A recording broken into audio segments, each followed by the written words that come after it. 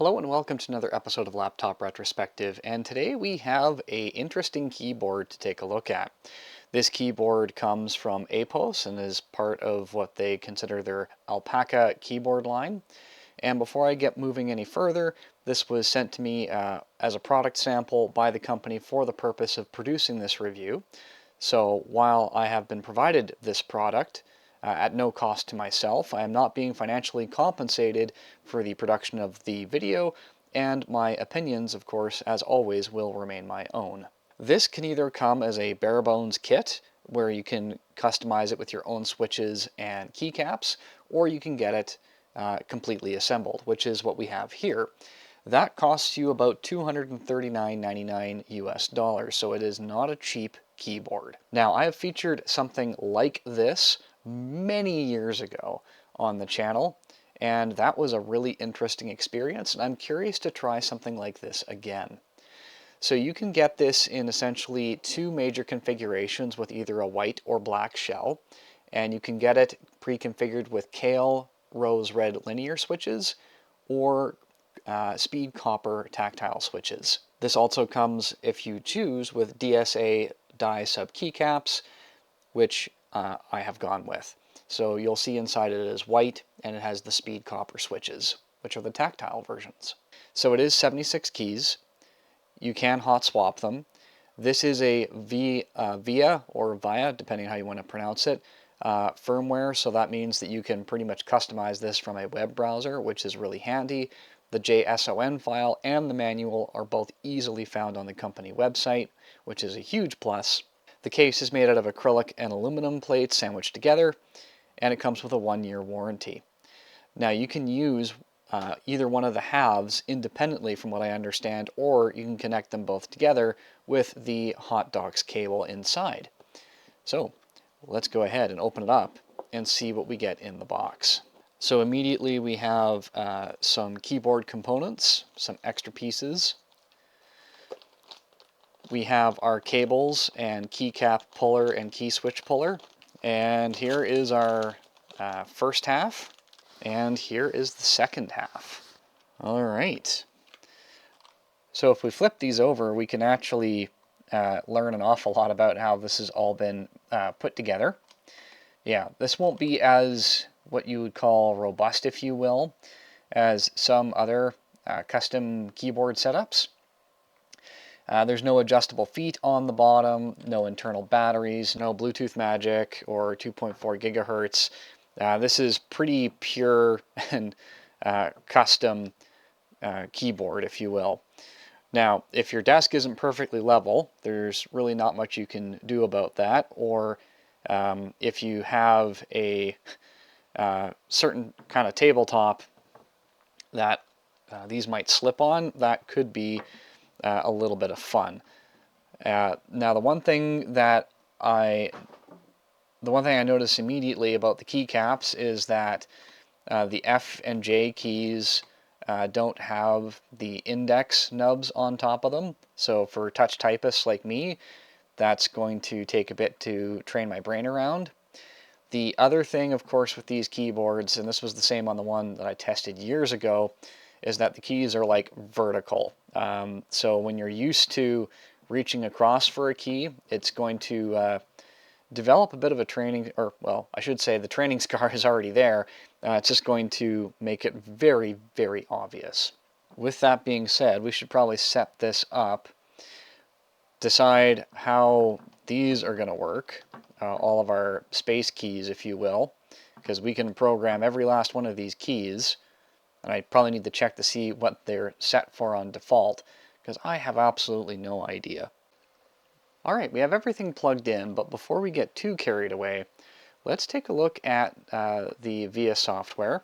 So this is just accessible in a browser, and it allows you to see the layers and the keys that are currently assigned, and then it allows you to configure this more or less however you like. Now, because I am a dinosaur, I want this to look a bit more familiar. Alright, now that we've got all of that sorted out, let's go ahead and see just exactly what this is like to type on.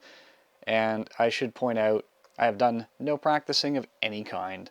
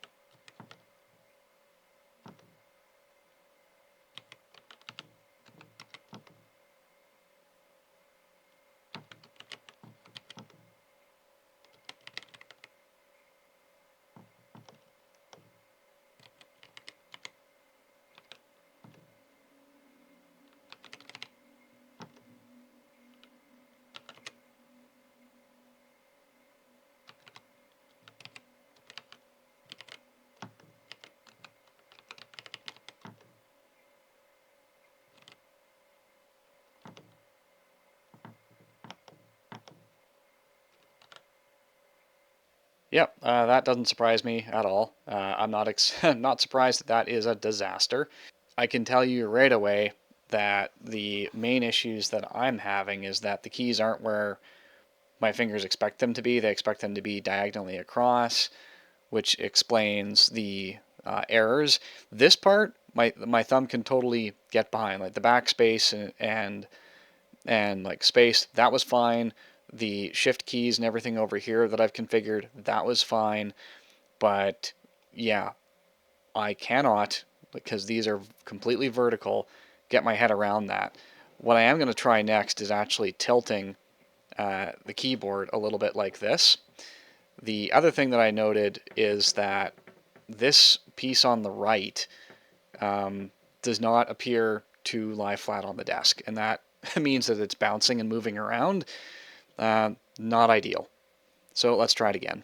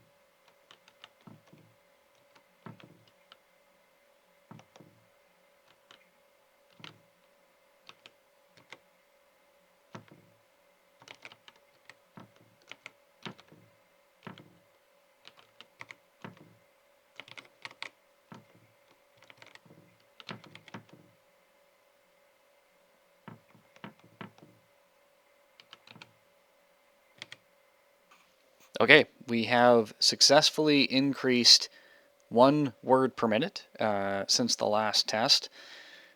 But yeah, this is really, really slow going, and I know exactly why. And I don't quite understand the ergonomic reason why these rows aren't staggered. I think if they were, I could easily get 50 words per minute off of this thing.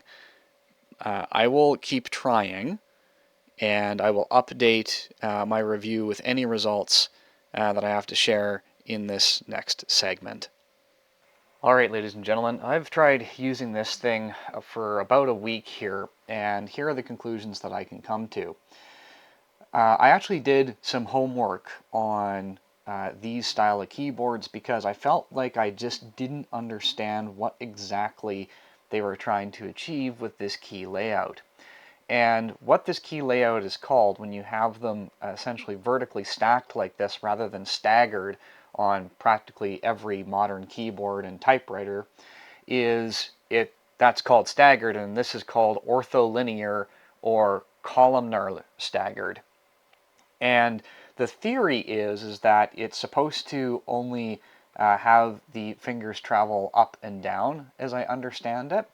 And it's designed in a way that relies, I think, more on more fingers, and it's supposed to reduce certain things like you're curling your pinky, and it has to supposedly take into account finger length.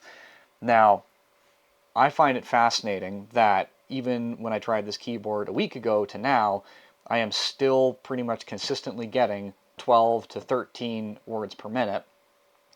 And the reason for that is really, really simple, is I use a lot of keyboards, and this is the only one, of course, that is ortholinear in its setup.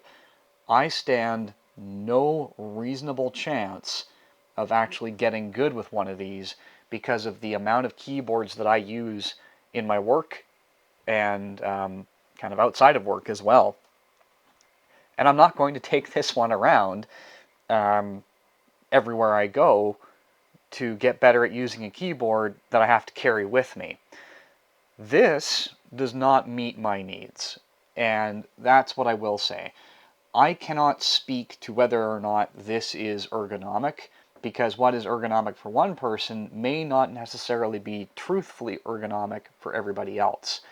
I have never had any strain using a standard keyboard, but I use good keyboards. So I think that's part of it. The other thing that we need to talk about too is a little bit of quality control. So this section here, as you can hear, bounces, and there's about a 1 millimeter difference from one side of the board to the other, which means that if you're not using this with a keyboard mat, to me, this specific example anyway, isn't a super great experience because you're hearing this and you're feeling the keyboard move on this side as you type. It's not happening over here. The learning curve is not worth the point of entry for me personally. So if you want to try an ortholinear setup, this kit out of the box will give you that experience. It is via QMK capable, which means it is very easy to program on literally any computer that has a web browser, which is great. One screen keeps track of the layouts, the other keeps track of all your keystrokes, which is actually really handy. Credit where credit is due when you are learning how to use this thing, because you'll make a mistake, you will, when you're learning this thing, and you can look down and you can actually see the key presses that you made, and you might say, well, can I look at the screen? And well, depending on the software that you're in, the key stroke that you just made may have been translated as an input, and you don't actually know. So that is a nice feature. With the exception of the rocking right plate, the build quality looks perfectly fine. The switches are good, the keycaps are good, no concerns on any of that front. The price point for what this is, I think, speaks to a niche, low volume market, and don't be surprised when you see the price tag because of those reasons. Overall, that's going to wrap up my time with this thing, I think. I do believe that for the right person, you could do great things with this. I just know pretty confidently at this point that I am not that right person. If you have used an ortholinear keyboard, I would love to hear about your stories in the comments about how quickly it took you to adapt to it. Do you still use other regular keyboards? What's the experience switching back and forth? I would be really curious to know if your experience is anything like mine. Did you stick with it? How long have you been using it? That sort of thing. Leave it in the comments. Again, would love to learn more about the people that use them and those that use them successfully, the challenges that you've had, all that good stuff. Anyway, I will leave some links in the description down below as well if you want to learn more about this very specific model. And I will say thanks again for watching, and I will see you next time.